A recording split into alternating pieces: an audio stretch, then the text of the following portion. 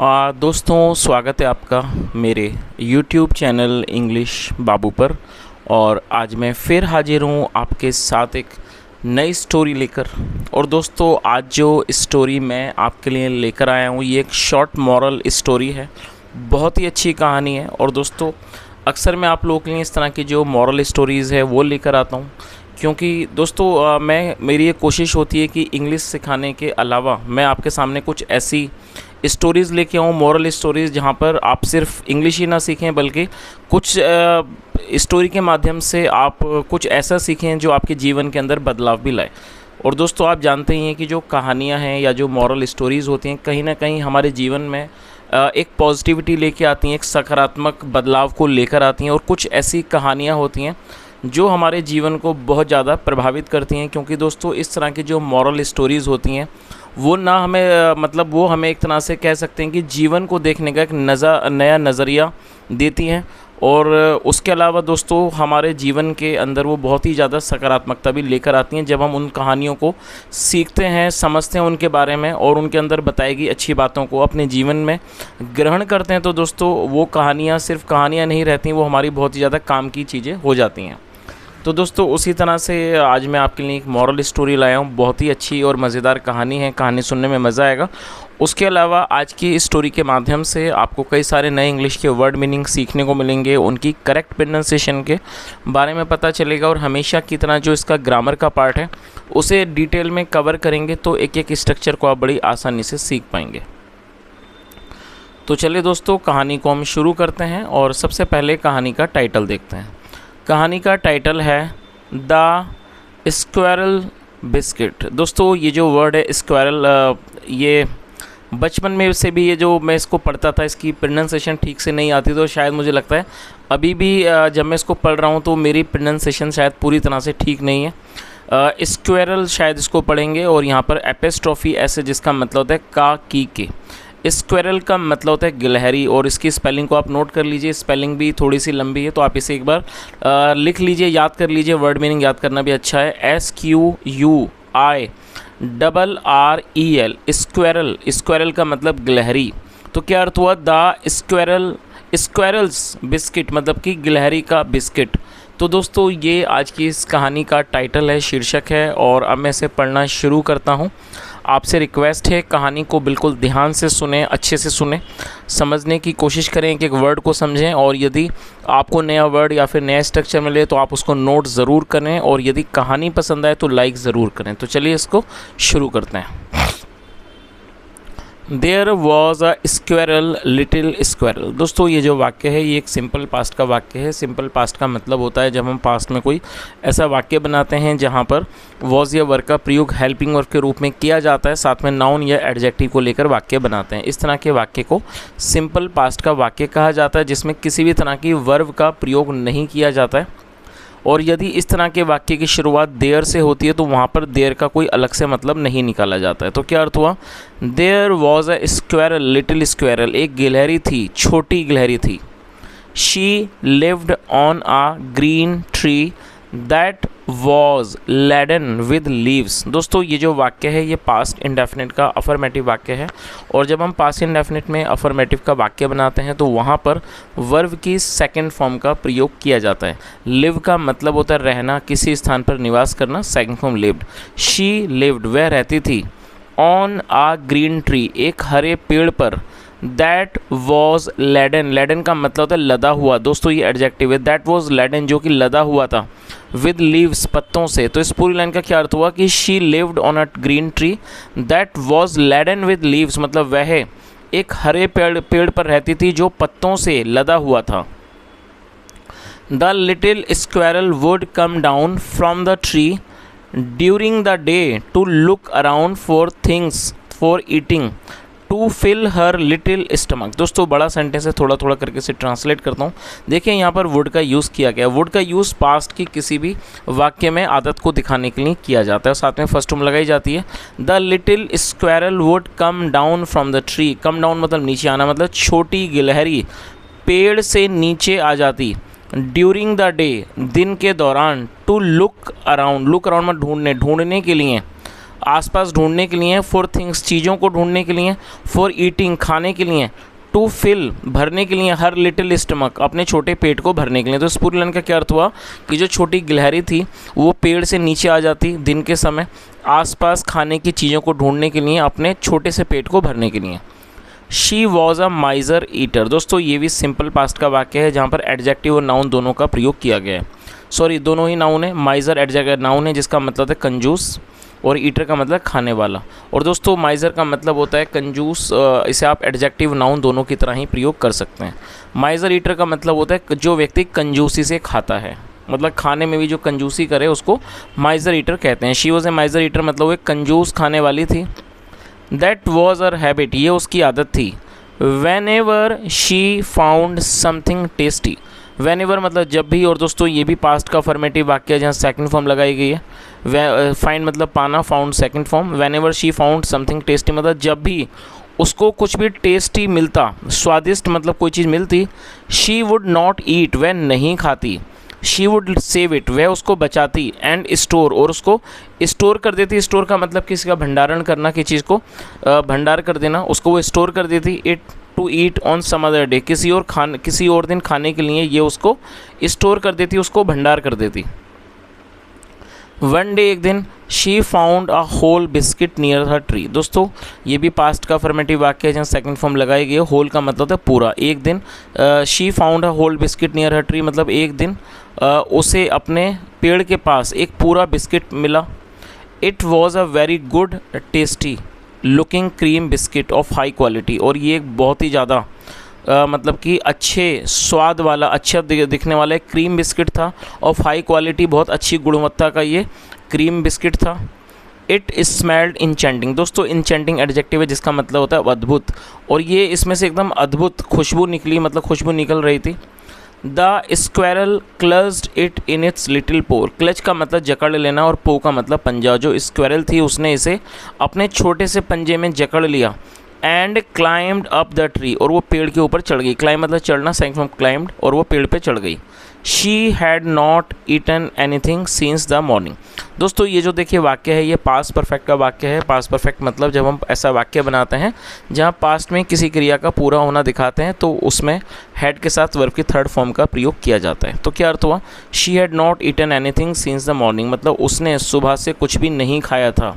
सो इसलिए she was very hungry, वह बहुत भूखी थी। आगे देखिए, the sweet smell of the biscuit made her feel more hungry. दोस्तों ये जो वाक्य है ये पॉजिटिव वाक्य है। पॉजिटिव का मतलब होता है जब एक क्रिया से दूसरी क्रिया प्रभावित हो उसे पॉजिटिव वाक्य कहा जाता है, जहाँ पर मेक का प्रयोग हेल्पिंग वर्ब के रूप में किया जाता है। और ये पास्ट का वाक्य है तो मेक की सेकंड में मेड का यूज़ किया गया है। और स्वीट स्मेल का मतलब है मीठी सुगंध, द मीठी खुशबू। The sweet smell of the biscuit made her feel more hungry मतलब कि जो बिस्किट की मीठी सुगंध थी, मीठी खुशबू थी, उसने उसे और ज़्यादा भूखा कर दिया। मोर hungry. The cute creamy light brown coloured biscuit, ये जो क्यूट अच्छा दिखने वाला जो क्रीमी मतलब क्रीम का जो बिस्किट था, ब्राउन कलर्ड ब्राउन मतलब कि भूरे रंग का, was making her mouth water, वो उसके मुंह में पानी ला रहा था, मतलब उसको मुंह में पानी आ रहा था। She wished to eat whole of it in one go, और उसकी इच्छा थी, विश मतलब इच्छा होना, उसकी इच्छा थी इसको खा लेने की। Whole of it in one go मतलब उसकी इसे पूरा एक बार में खा लेने की इच्छा थी। इन वन गो मतलब एक बार में। बट हर माइजर हैबिट, लेकिन जो इसकी कंजूसी वाली आदत थी, वॉज स्टॉपिंग हर, वो उसको रोक रही थी, फ्रॉम डूइंग सो, ऐसा करने से वो उसकी जो कंजूसी की आदत थी वो रोक रही थी। आगे देखिए,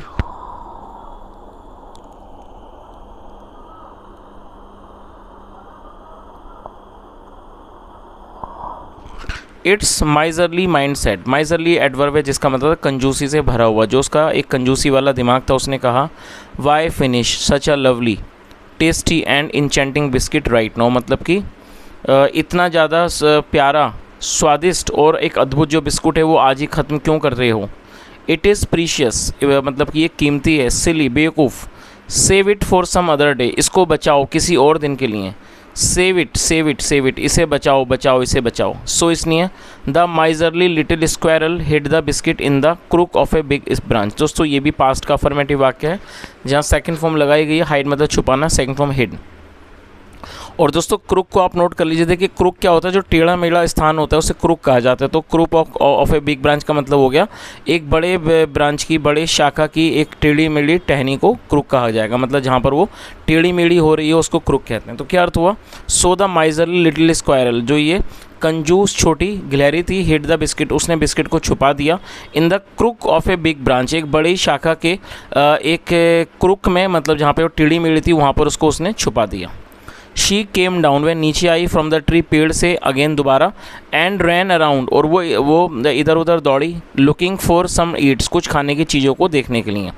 हर search found her a piece of bread, और वो जो उसकी जो खोज थी उसने उसको मिला, मतलब उसकी जो खोज थी उससे उसको एक ब्रेड का टुकड़ा मिला। The squirrel node at the dried bread, दोस्तों ये जो वर्ड है GNAWED, इसमें जी साइलेंट है तो इसको नो पढ़ेंगे, जिसका मतलब होता है कुतरना। ये चूहे और ये जो गिलहरी वगैरह होते हैं ये कुतरने का ही काम करते हैं, कुतर कुतर के खाते हैं, तो इसे नो कहा जाता है जिसमें जी साइलेंट है। The squirrel node at the dried bread, dried मतलब सूखी हुई, मतलब जो गिलहरी थी उसने उस सूखी ब्रेड को कुतरा, मतलब कुतर का उसने उसको कुतरा। लिटिल बाय लिटिल, थोड़ा थोड़ा करके, she ate the whole piece of bread, वह पूरा जो टुकड़ा था ब्रेड का वो उसको खा गई। ईट मतलब खाना, सेकंड फॉर्म ईट, और ये भी पास्ट का अफर्मेटिव वाक्य। तो थोड़ा थोड़ा करके उसने पूरी ब्रेड को खा लिया। That satisfied her hunger, satisfy मतलब शांत करना, संतुष्ट करना, और इस चीज़ ने उसकी भूख को शांत कर दिया। इट टेस्टेड ओके, और इसका जो स्वाद था वो ठीक ठाक था।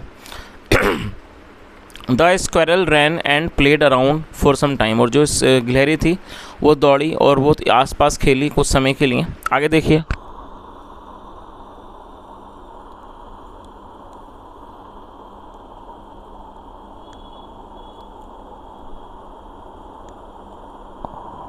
The night fail, night fall मतलब रात होना, सेकंड फॉर्म फेल, और ये पास्ट का ही अफर्मेटिव वाक्य है। द नाइट फेल, रात हुई। The squirrel went up the tree, जो गिलहरी थी वो पेड़ के ऊपर गई। Went up the tree before it became a dark, मतलब अंधेरा होने से पहले वो पेड़ के ऊपर गई। She was feeling very sleepy, दोस्तों फील स्लीपी को आप नोट कर लीजिए। फील स्लीपी का मतलब होता है नींद आना। आप में से कई लोग शायद इस चीज़ को नहीं जानते होंगे, तो आप इस वर्ड को ज़रूर नोट करें। शी, और ये जो वाक्य है ये पास्ट कॉन्टीन्यूस का वाक्य है। पास्ट कॉन्टीन्यूस में जब हम कोई वाक्य बनाएंगे तो वॉज या वर्ब का प्रयोग हेल्पिंग वर्ब के रूप में किया जाता है, और साथ में वर्ब की फोर्थ फॉर्म लगाई जाती है। तो क्या अर्थ हुआ, she was feeling very sleepy, उसे बहुत नींद आ रही थी, सो इसलिए the squirrel went to sleep, जो गिलहरी थी वो सोने चली गई। एट हर यूजुअल प्लेस, अपने यूजुअल प्लेस मतलब जो उसका आम जो स्थान था उस पर, वहाँ पर वो सोने चली गई। आगे देखिए,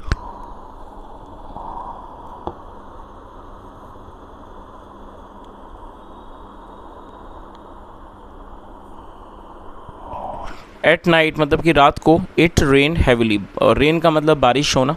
और दोस्तों आप इस चीज़ को याद रखें कि रेन जो है वो एक नाउन है, उसके अलावा ये वर्ब भी है। तो जब आप इसको वर्ब के रूप में प्रयोग करेंगे तो आपको एक यहाँ पर इट का यूज़ करना होगा एक सब्जेक्ट के तौर पर। इस बात को आप ज़रूर नोट करें। तो क्या अर्थ हुआ, एट नाइट मतलब रात को। इट रेन हैविली, बड़े ज़ोर से बारिश हुई, मतलब बहुत ही ज़ोर से बारिश हुई। जो due to day long activities, मतलब कि पूरे दिन की गतिविधियों के कारण, ऑफ रनिंग भागने की, एंड प्लेइंग अराउंड आसपास खेलने की। शी वॉज वेरी टायर्ड, वह बहुत थकी हुई थी।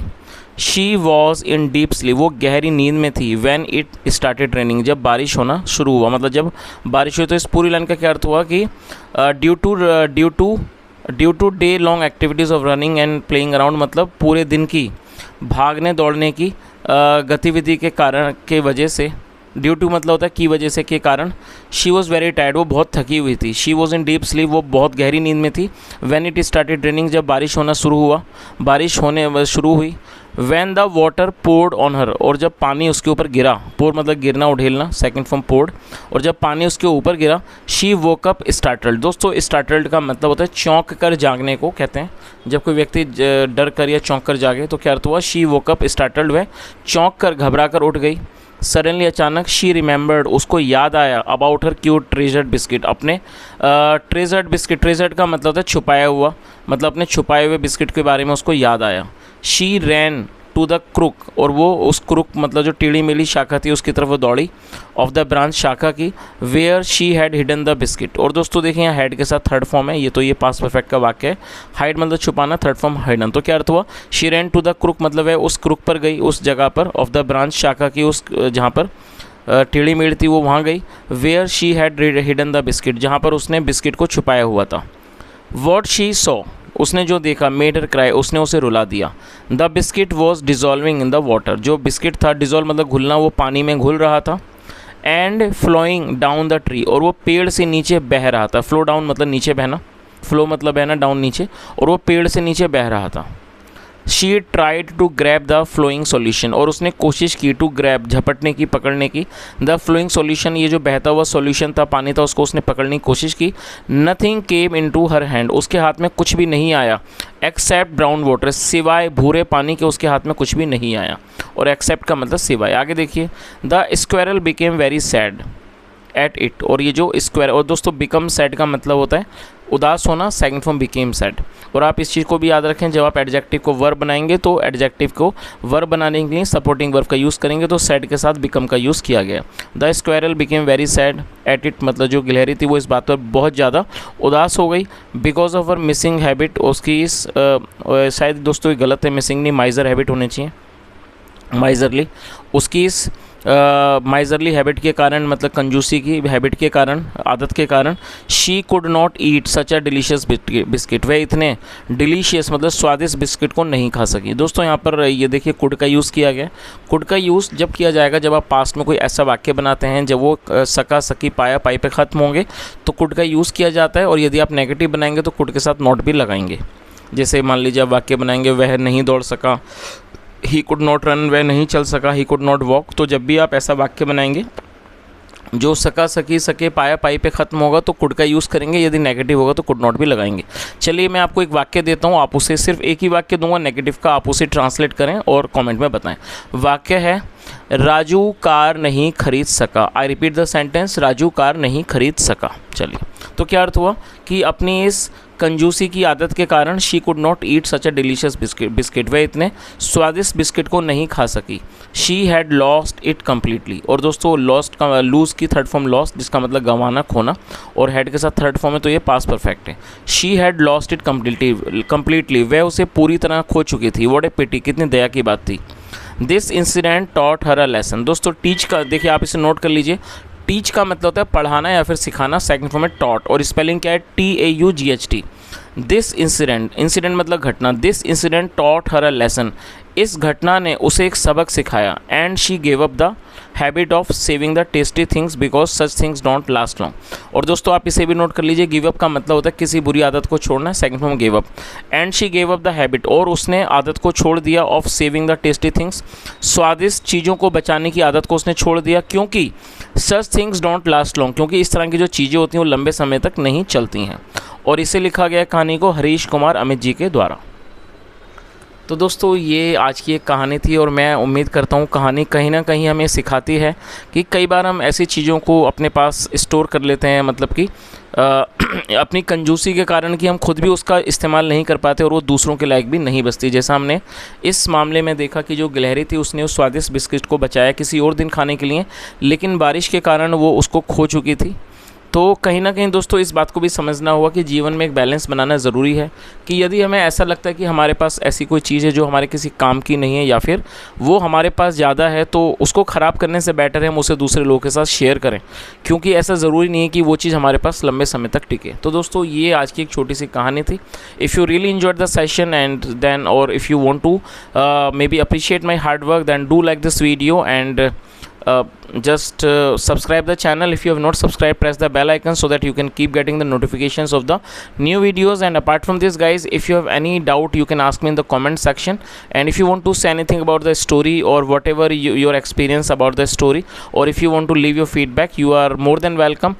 You can leave your feedback and your valuable suggestions in the comment section. Thank you so much for listening. Have a nice day and bye.